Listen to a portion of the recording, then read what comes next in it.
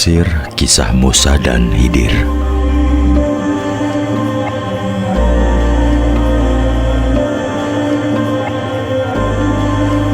Sesungguhnya Khidir alaihi salam bukanlah sosok lain yang terpisah sama sekali dari keberadaan manusia rohani. Apa yang disaksikan sebagai tanah menjorok dengan lautan di sebelah kanan dan kiri itu bukanlah suatu tempat yang berada di luar diri manusia. Tanah itulah yang disebut perbatasan atau barzah. Dua lautan itu adalah lautan makna, perlambang alam tidak kasat mata, perlambang alam kasat mata, dan lautan jisim. Sedangkan kawanan udang adalah perlambang para pencari kebenaran yang sudah berenang di perbatasan alam kasat mata dan alam tidak kasat mata. Kawanan udang perlambang para penempuh jalan rohani atau salik yang benar-benar bertujuan mencari kebenaran. Sementara itu, kawanan udang yang berenang di lautan sebelah kiri di antara batu-batu merupakan perlambang para salik yang penuh diliputi hasrat-hasrat dan pamrih-pamrih duniawi.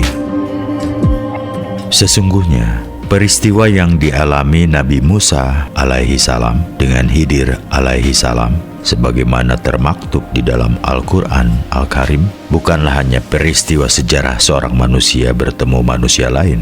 Ia adalah peristiwa perjalanan rohani yang berlangsung di dalam diri Nabi Musa alaihi salam sendiri, sebagaimana yang telah dijelaskan. Yang disebut dua lautan dalam Al-Quran tidak lain dan tidak bukan adalah lautan makna dan lautan jisim. Kedua lautan itu dipisahkan oleh wilayah perbatasan atau sekat.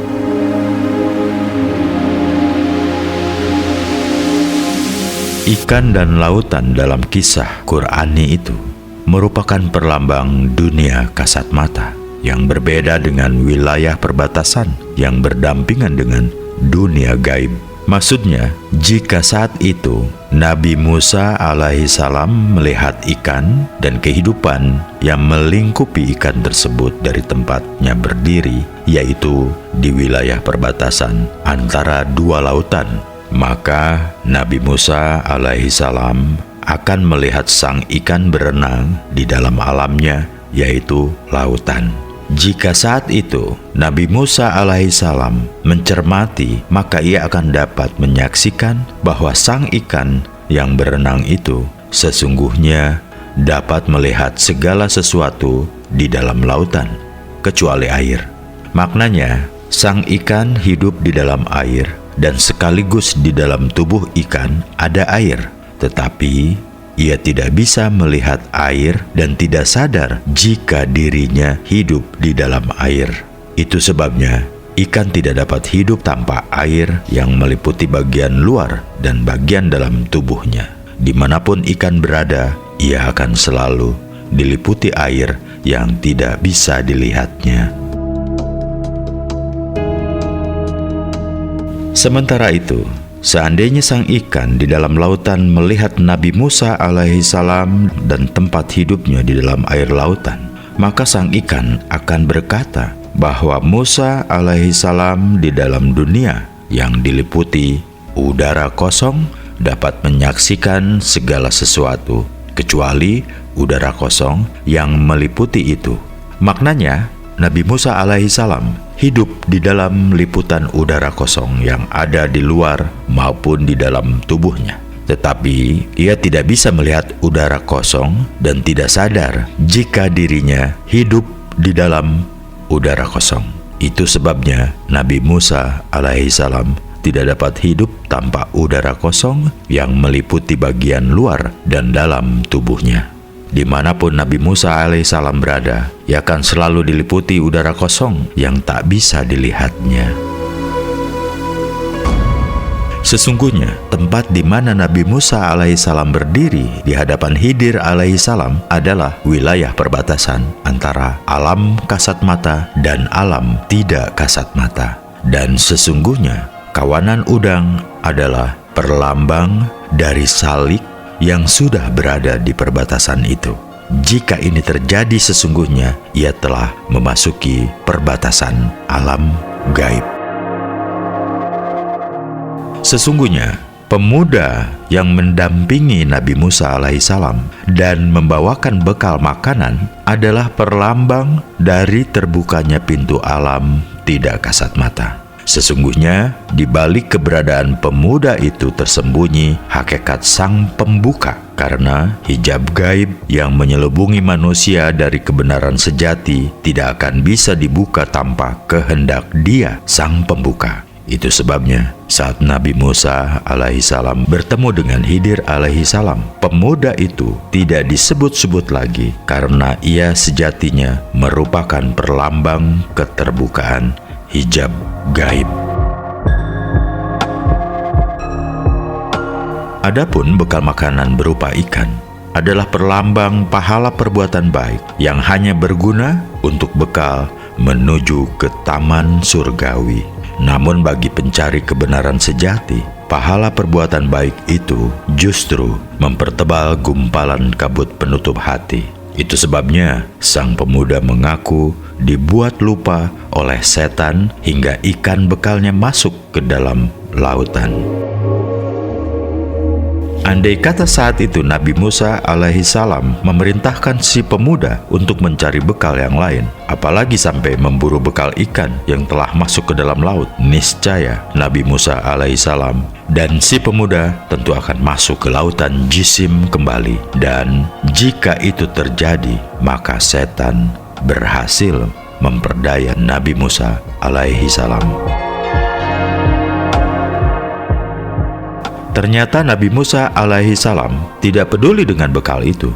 Ia justru menyatakan bahwa tempat di mana ikan itu melompat ke lautan adalah tempat yang dicarinya, sehingga tersingkaplah gumpalan kabut dari kesadaran Nabi Musa alaihissalam. Saat itulah purnama rohani berkilau dan Nabi Musa alaihissalam dapat melihat Khidir alaihissalam, hamba yang dilimpahi rahmat dan kasih sayang yang memancar dari citra Ar-Rahman dan Ar-Rahim, dan ilmu ilahi yang memancar dari sang pengetahuan.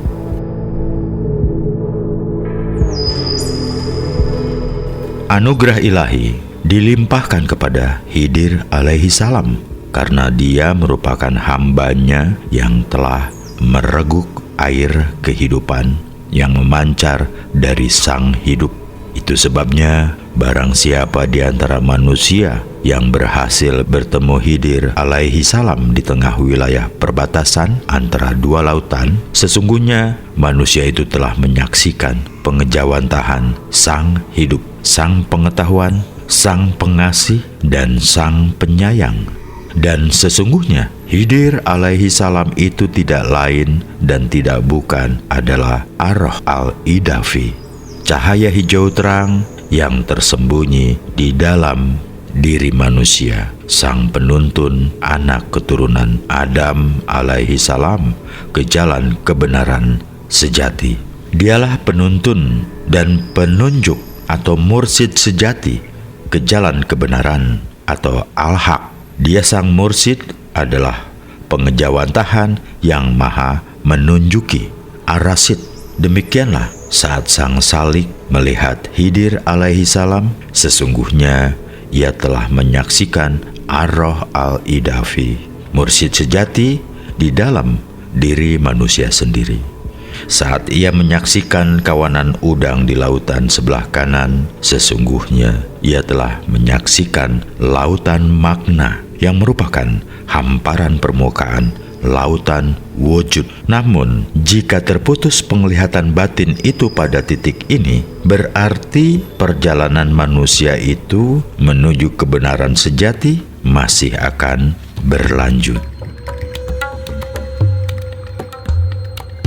Sesungguhnya, perjalanan rohani menuju kebenaran sejati penuh diliputi tanda kebesaran ilahi yang hanya bisa diungkapkan dalam bahasa perlambang. Sesungguhnya, masing-masing manusia akan mengalami pengalaman rohani yang berbeda sesuai pemahamannya dalam menangkap kebenaran demi kebenaran. Yang jelas, pengalaman yang akan manusia alami tidak selalu mirip dengan pengalaman yang dialami Nabi Musa alaihissalam. Setelah berada di wilayah perbatasan, Khidir alaihissalam dan Nabi Musa alaihissalam digambarkan melanjutkan perjalanan memasuki lautan Magna, yaitu alam tidak kasat mata. Mereka kemudian digambarkan menumpang perahu.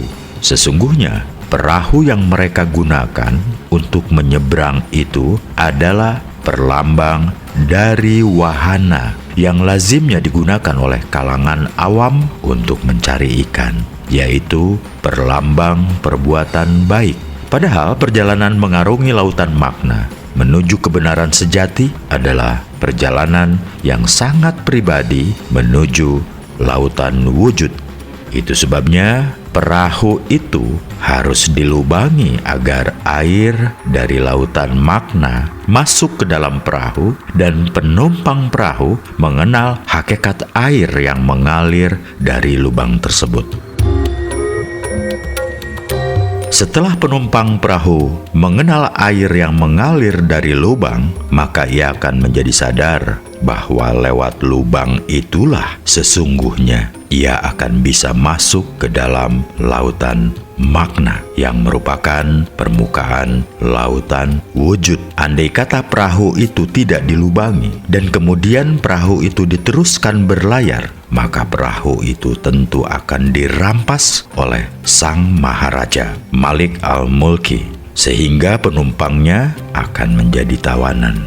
Jika sudah demikian, maka untuk selamanya sang penumpang perahu tidak bisa melanjutkan perjalanan menuju Dia yang Maha Ada, yang bersemayam di segenap penjuru hamparan lautan wujud. Penumpang perahu itu akan mengalami nasib seperti penumpang perahu yang lain, yaitu akan dijadikan hamba sahaya oleh Sang Maharaja. Bahkan jika Sang Maharaja menyukai hamba sahayanya itu, maka ia akan diangkat sebagai penghuni taman indah yang merupakan pengejawantahan yang maha indah atau Al-Jamal. Adapun atas pertanyaan kenapa wahana harus dilubangi dan tidak lagi digunakan dalam perjalanan menembus alam gaib menuju Dia, wahana yang dimaksud adalah syariah. Dapat dijelaskan bahwa wahana atau syariah adalah kendaraan bagi manusia yang hidup di alam kasat mata untuk pedoman menuju ke taman surgawi. Sedangkan alam tidak kasat mata adalah alam yang tidak jelas batas-batasnya, alam yang tidak bisa dinalar karena segala kekuatan akal manusia yang mengikat itu tidak bisa berijtihad untuk menetapkan hukum yang berlaku di alam gaib. Itu sebabnya Khidir alaihissalam melarang Nabi Musa alaihissalam bertanya sesuatu dengan akalnya dalam perjalanan tersebut. Dan apa yang disaksikan Nabi Musa alaihissalam, terdapat perbuatan yang dilakukan Khidir alaihissalam benar-benar bertentangan dengan hukum suci atau syariat dan akal sehat yang berlaku di dunia, yaitu melubangi perahu tanpa alasan, membunuh seorang anak kecil tidak bersalah, dan menegakkan tembok runtuh tanpa upah. Namun, jika wahana syariah tidak lagi bisa dijadikan petunjuk, sebenarnya pedomannya tetaplah sama, yaitu Kitabullah dan Sunnah Rasul. Tetapi pemahamannya bukan dengan akal, melainkan dengan cita rasa rohani. Inilah yang disebut cara atau torekoh. Di sini sang salik selain harus berjuang keras, juga harus pasrah kepada kehendaknya. Karena telah termaktub dalam dalil, kita hanya mengenal Dia dengan Dia. Maksudnya, jika Tuhan tidak berkehendak kita mengenalnya, maka kita pun tidak akan bisa mengenalnya. Dan kita mengenalnya pun hanya melalui Dia. Itu sebabnya di alam tidak kasat mata yang tidak jelas batas dan tanda-tandanya itu, kita tidak dapat berbuat sesuatu kecuali pasrah seutuhnya dan mengharap limpahan rahmat dan hidayah-Nya.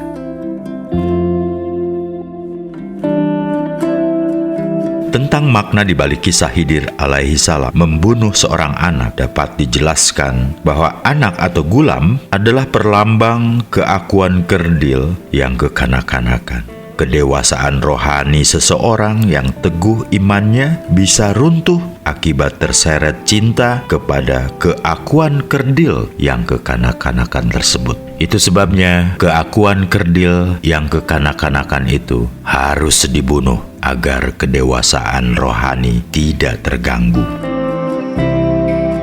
Sesungguhnya, di dalam perjalanan rohani menuju kebenaran sejati, selalu terjadi keadaan di mana keakuan kerdil yang kekanak-kanakan dari sang salik cenderung mengingkari kehambaan dirinya terhadap cahaya yang terpuji atau Nur Muhammad sebagai akibat ia belum fana ke dalam sang Rasul. Fana fi Rasul. Gulam atau anak cenderung durhaka dan ingkar terhadap kehambaannya kepada sang Rasul. Jika keakuan kerdil yang kekanak-kanakan itu dibunuh, maka akan lahir gulam yang lebih baik dan lebih berbakti, yang melihat dengan mata batin bahwa dia sesungguhnya adalah hamba dari sang Rasul, pengejawantahan cahaya yang terpuji, Nur Muhammad. Sesungguhnya keakuan kerdil yang kekanak-kanakan adalah perlambang dari keberadaan nafsu manusia yang cenderung durhaka dan ingkar terhadap sumbernya. Sedangkan gulam yang baik dan berbakti merupakan perlambang dari keberadaan roh manusia yang cenderung setia dan berbakti kepada sumbernya. Dan sesungguhnya perbuatan Khidir alaihi salam membunuh gulam itu adalah perlambang yang sama saat Nabi Ibrahim alaihi salam akan menyembelih Nabi Ismail alaihi salam. Pembunuhan itu adalah perlambang puncak dari keimanan mereka yang beriman atau mukmin.